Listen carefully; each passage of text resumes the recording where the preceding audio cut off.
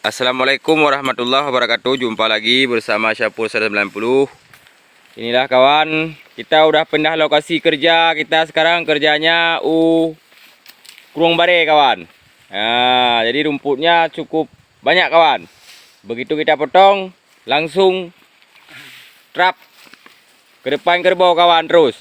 Ini baru habis narik kita kawan. Nah, ini kalau soal rumputnya kawan, cukup banyak. Nah, ini dia kawan. Kita udah pindah lokasi kerja.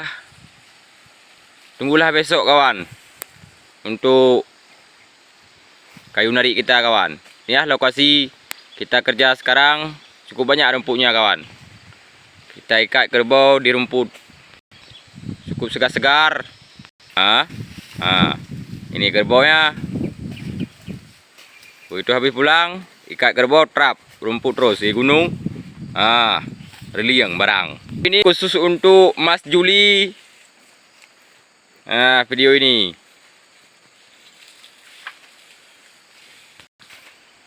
Kalau rumput jangan gundah kawan. Cukup banyak sini kawan.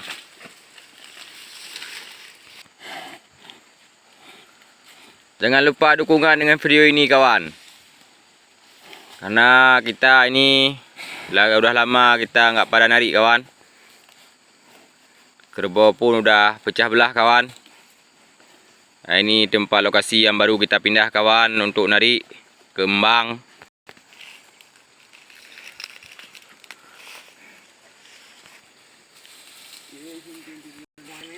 Nah, ini dia kawan.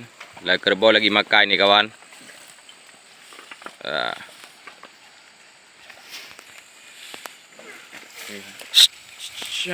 Ini udah pada sore kawan, jadi kita ikat di tempat tidurnya kawan kerbau.